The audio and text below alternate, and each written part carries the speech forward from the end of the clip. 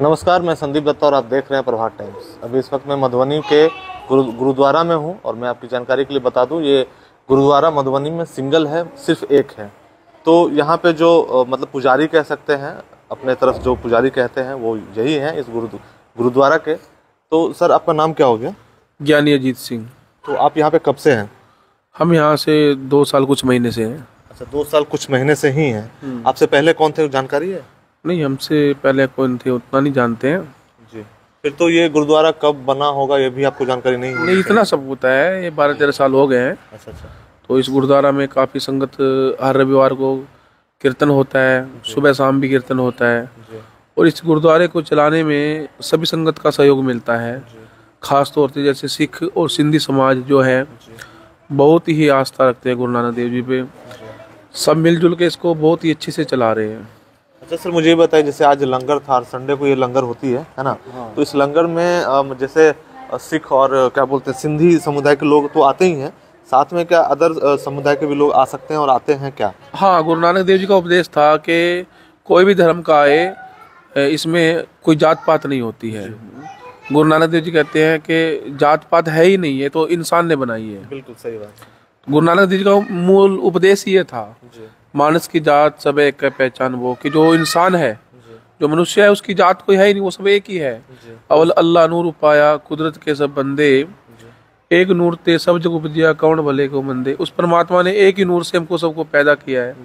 जैसे कुम्हार होता है, मिट्टी के कितने तरह के बर्तन बनाता है, मगर वो एक ही मिट्टी से कई तरह के दिवे बना देता है, कई तरह के मटके बना देता है। मिट्टी एक ही होती है ना, इसी का आकार दे देते हैं। जी जी, इसी तरह हमको अलग अलग रूप दिया है, हम है एक ही, सब परमात्मा ने बनाया है। जी। तो मुझे ये बताइए, जैसे लंगर होती है यहाँ पे, तो कितने संख्या में लोग यहाँ पे आते होंगे खाने के लिए? संडे को तो 100 से ऊपर ही रहता है ना? हाँ जी। तो ये लंगर सिर्फ संडे को होती है? हाँ, लंगर संडे को होता है, बट सुबह शाम कीर्तन होता है गुरुद्वारा साहिब में। अच्छा, हम लोग करते हैं। अच्छा अच्छा। और सुबह 5 बजे गुरु ग्रंथ साहिब जी का प्रकाश हो जाता है। 5 बजे से ही पूजा पाठ शुरू हो जाता है। अच्छा, वैसे आप कहाँ के मूल निवासी हैं? हम पंजाब के हैं। अच्छा, पंजाब के। और पंजाब से 2 साल पहले ही यहाँ पे आए हैं? हाँ, 2 तो साल। आपका रहना खाना पीना सब यहीं पे होता है? सब यहीं पे है। अच्छा, आप एक हैं या आपके साथ कोई और भी लोग हैं? मेरी फैमिली है यहाँ पे। अच्छा, यहाँ पे पूरी फैमिली है? हाँ, मेरे 2 बच्चे हैं, मेरी वाइफ है, मैं हूँ। अच्छा, क्या बात है। तो आप इस गुरुद्वारा में ही रहते हैं या फिर कहीं पे और कमरा ले रखे हैं? नहीं, मेरा गुरुद्वारे में ही रहन सहन है, मैं यहाँ का सब कुछ मैं ही, मतलब पूजा पाठ में ही करता हूँ यहाँ। तो जैसा कि कल गुरु पूर्णिमा है, और गुरु पूर्णिमा के बारे में आप हमारे दर्शकों को कुछ शॉर्टकट में बता सकते हैं? जी, गुरु नानक देव जी ने इस संसार में तब जन्म लिया, गुरबाणी में लिखा है गुरु जी ने, सुनी पुकार दातार प्रभ, गुरु नानक जग माए पटाया। कि जब इंसान दुखी हो गया था, जात पात ऊंच नीच भेद भाव कर्म कांड से दुखी हो गया था, तब गरीबों ने पुकार किए कि हे भगवान, तू जमीन पे आ, हमारी रक्षा कर। क्योंकि उस समय में जात पात बहुत थी, ऊंच नीच बहुत था, छुआछात बहुत ज़्यादा थी। तो लोगों की पुकार सुन के गुरु नानक देव जी ने अवतार धारा जी, तो ये जन्म लिया। उसके बाद में जब गुरु नानक ने 4 उदासियाँ की, गुरु नानक देव जी ने 4 उदासियाँ की, और वो जहाँ भी गए हैं सबको समझाया है।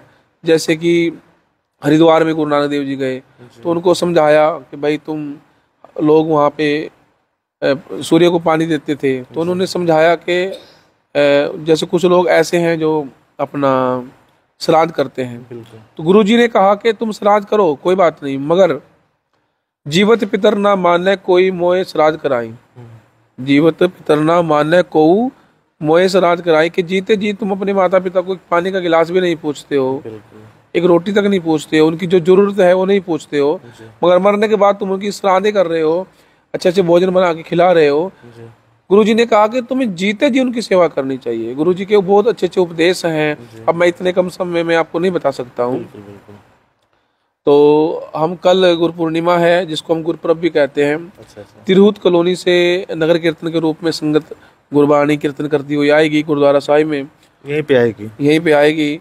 फिर यहाँ पर लंगर होगा, संगत ने लंगर खाएगी, और जिसके घर में से ये नगर कीर्तन निकलेगा वहाँ पर भी लंगर का बंदोबस्त किया गया है।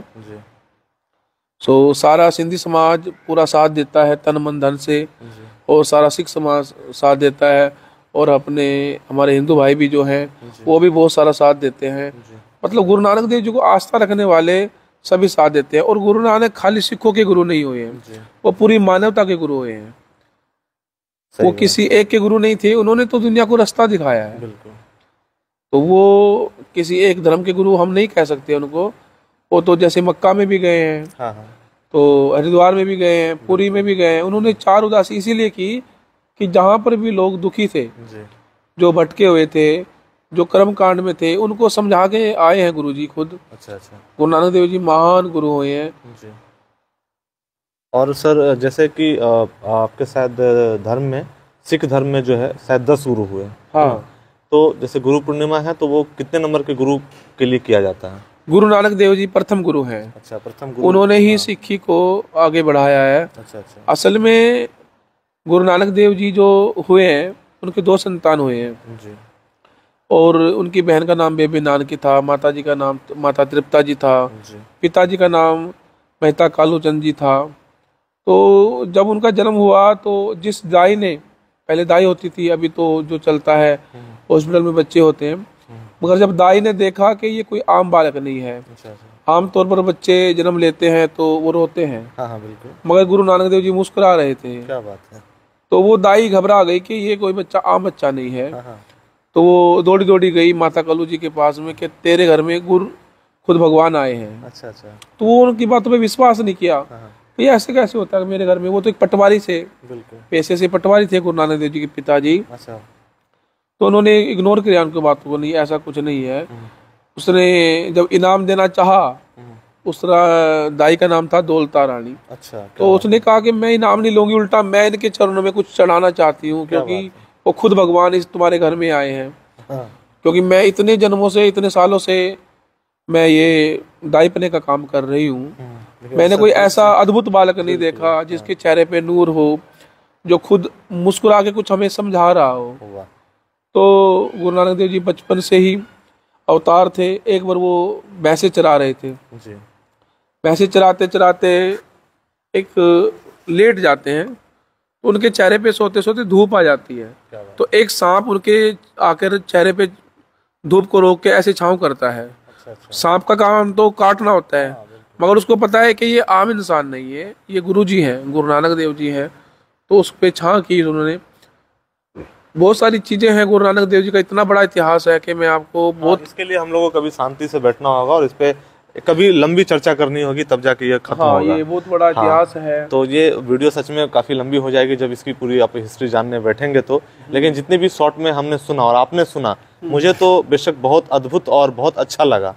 तो अगर आप जैसे लंगर में आना चाहते हैं, आप हर एतवार को यानी हर संडे को आ सकते हैं और यहाँ पे लंगर का जो भोजन होता है, प्रसाद कह सकते हैं, प्रसाद कहते हैं जी, वो प्रसाद ग्रहण कर सकते हैं। और अंत में मैं यही कहूँगा कि अगर आप हमें फेसबुक पे देख रहे हैं तो फॉलो कर लें और यूट्यूब पे देख रहे हैं तो सब्सक्राइब कर सकते हैं। धन्यवाद।